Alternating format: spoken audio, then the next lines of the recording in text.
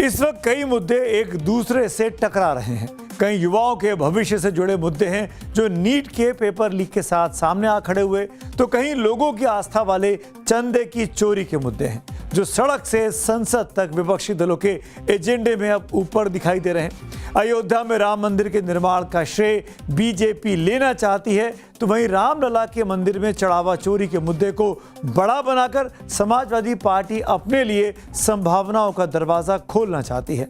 सपा को लगता है कि जिस राम ने बीजेपी को सियासत की रेस में सबसे आगे निकाला था, अब उन्हीं राम के मंदिर में वीएचपी से जुड़े लोगों के नाम चंदा चोरी में आने से ये मामला समाजवादी पार्टी के लिए फायदेमंद साबित हो सकता है। एक तरफ पेपर लीक का बवाल है जिसमें धर्मेंद्र प्रधान के शिक्षा मंत्री पद से इस्तीफे के लिए पूरा विपक्ष एकजुट हो गया था। इसमें कांग्रेस से कदम मिलाकर समाजवादी पार्टी भी चल रही थी, बल्कि अखिलेश यादव की पत्नी डिंपल यादव तो जंतर मंतर पर छात्रों के आंदोलन को समर्थन देने के लिए भी गई थी। आखिर मामला उन युवाओं का था जो न सिर्फ अपने अधिकार और भविष्य को लेकर चिंतित नजर आए, बल्कि बेहद आक्रोश से भरे हुए भी।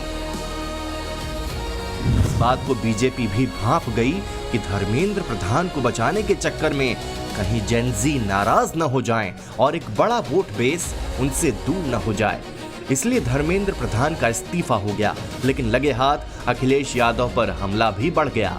बीजेपी और उसके सहयोगी दलों ने आरोप लगाया कि अखिलेश यादव ने एक ओबीसी तबके से आने वाले मंत्री की कुर्बानी मांगी थी। जो कांग्रेस और समाजवादी पार्टी की सरकारों में परीक्षा के पेपर बिकते थे और पेपर लेकर के लोग रहर के खेत में, सरसों के खेत में बैठ के बच्चे लिखते थे, नकल कराई जाती थी और नौकरियां बेची जाती थी, बोली लगती थी, जैसे नीलामी होता था ठेका पट्टा का, उस तरह की बोली लगती थी कि 5 लाख, 10 लाख, 15 लाख, इस तरह के काम किए जाते थे। उत्तर प्रदेश में वोट का रास्ता ऐसा है कि वो ओबीसी के प्रभाव से गुजरे बगैर लखनऊ तक पहुंच नहीं सकता। उत्तर प्रदेश में ओबीसी करीब 42% के बीच है।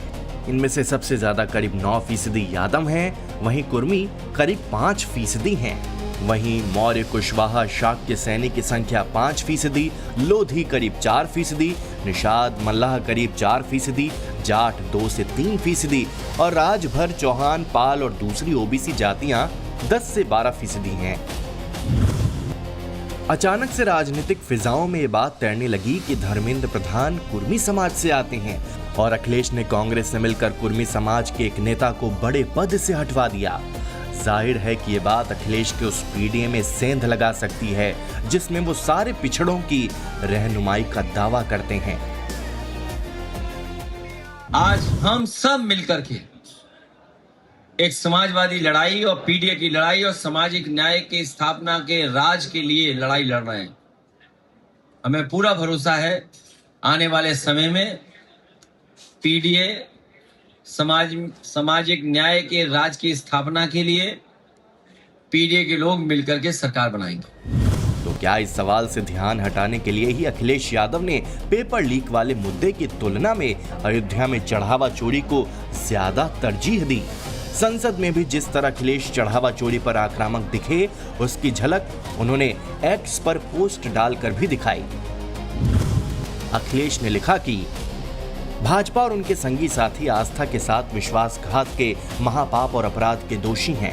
उन्होंने दान पात्र से चढ़ावा चंदा चोरी की है, गुप्त दान में महाघपले किए हैं, दान की रसीद दी ही नहीं है या दान के बदले नकली रसीद छपवा कर दी है। अपने लोगों को कौड़ियों के दाम में अयोध्या की जमीनें खरीदवा कर फिर उसे 20 गुना दाम में करोड़ों में मंदिर को बेचकर ट्रस्ट के धर्म खाते को लूटा है। जमीन के सौदे के अशुभ लाभ को आपस में बांटा है।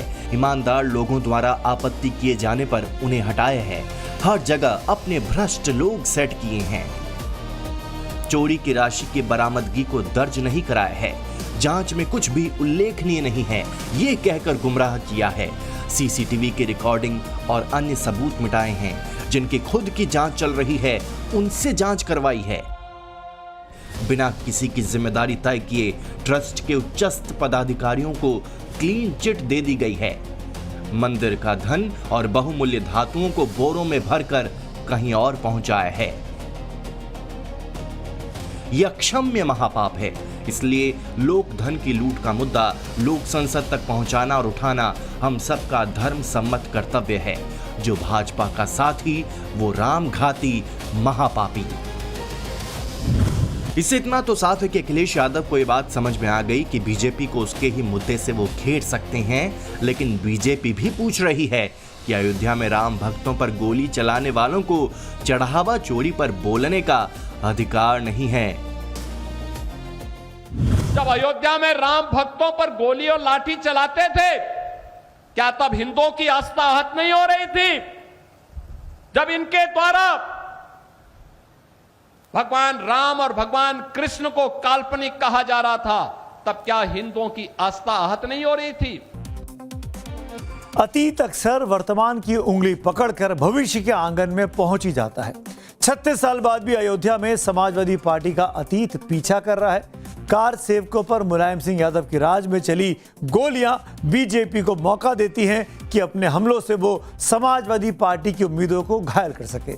इसीलिए मुख्यमंत्री योगी आदित्यनाथ चढ़ावा चोरी पर मचे घमासान के बीच बार बार ये कहना नहीं भूलते कि मंदिर के रास्ते में सबसे बड़ा पत्थर तो समाजवादी पार्टी रही है।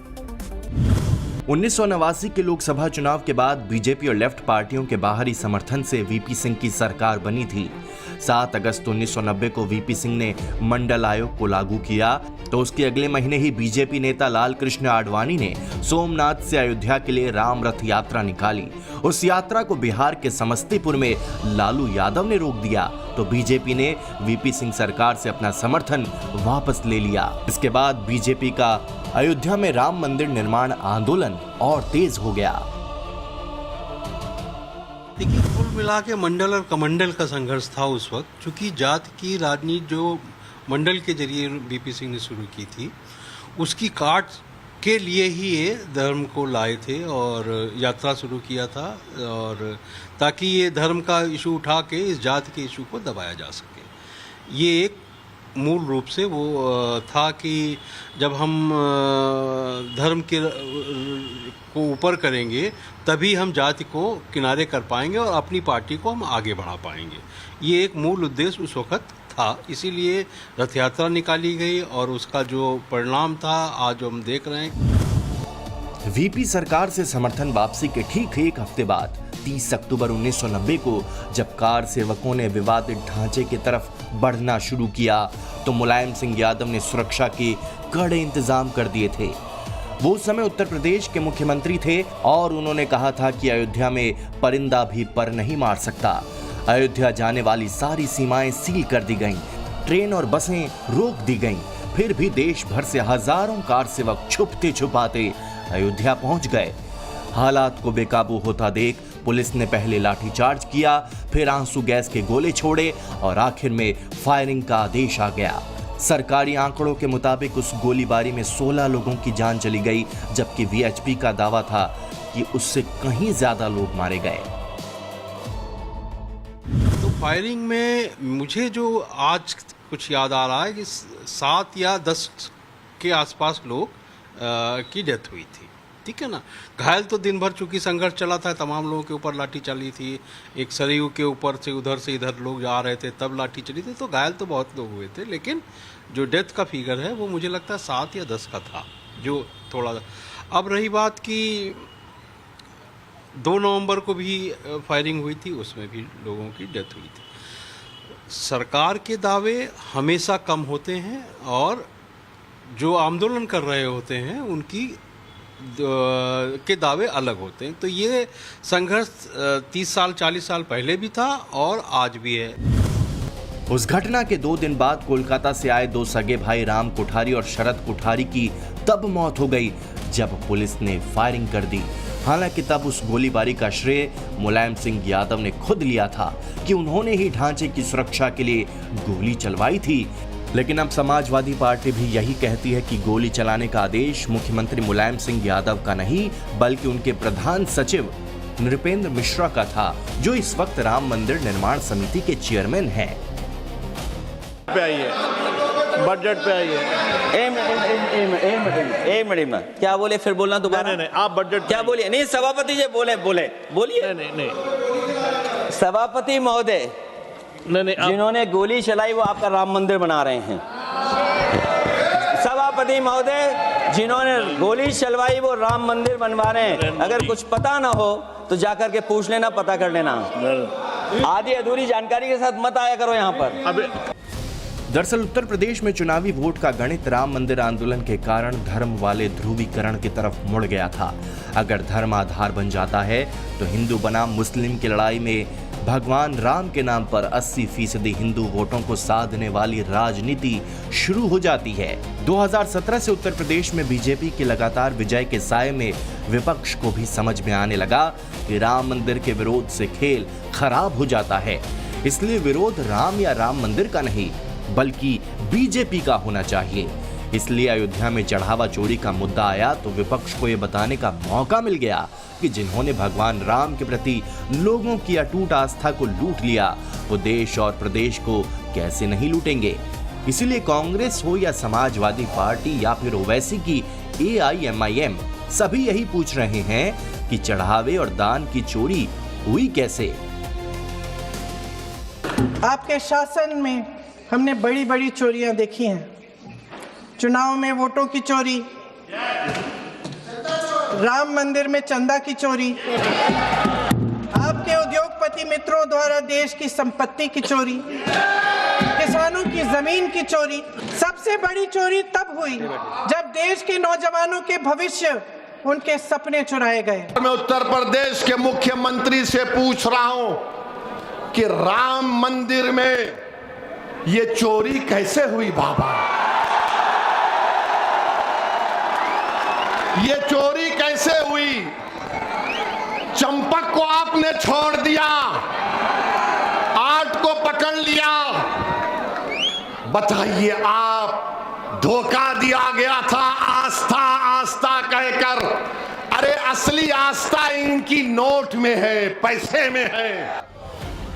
विपक्ष के तेवर से लगता है कि वो अयोध्या में चढ़ावा चोरी के चक्रव्यूह में बीजेपी को ही घेरना चाहती है।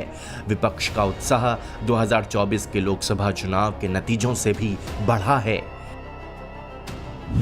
उस समय जिस फैजाबाद लोकसभा सीट के अंतर्गत अयोध्या आती है वहां से बीजेपी जीत नहीं पाई।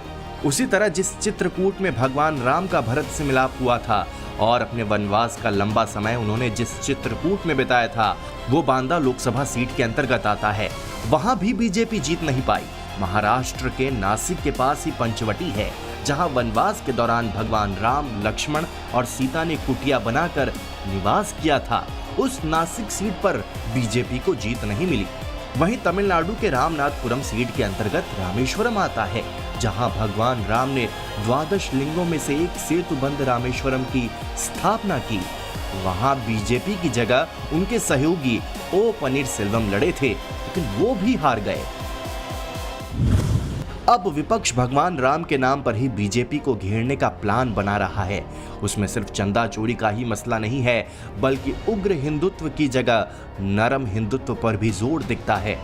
इटावा में लायन सफारी के ठीक सामने अखिलेश यादव ने भगवान केदारेश्वर का भव्य मंदिर बनवाया है। उसके जरिए जहां भगवान शिव की आराधना और भक्ति को दिखाया गया है वहीं भगवान राम और कृष्ण के भक्तों के लिए भी भक्ति का दरवाजा खोला गया है। उत्तर प्रदेश की पूरी धार्मिक राजनीति काशी, अयोध्या और मथुरा पर घूमती है। काशी में भगवान शिव हैं, अयोध्या में भगवान राम और मथुरा में भगवान कृष्ण। वहीं अखिलेश यादव ने अपने केदारेश्वर मंदिर में तीनों प्रमुख देवताओं की आराधना की व्यवस्था करके ये संदेश देने की कोशिश की है कि वो धर्म और आस्था के विरोधी नहीं है। लेकिन अतीत अक्सर पीछा नहीं छोड़ता। मुलायम सिंह यादव ने भले ही कहा था कि वो गोली नहीं चलवाना चाहते थे लेकिन ढांचे की सुरक्षा के लिए वो जरूरी हो गया था। लेकिन राज्यसभा में समाजवादी पार्टी के नेता रामगोपाल यादव ने 1992 में जो बयान दिया था उसको सुनिए।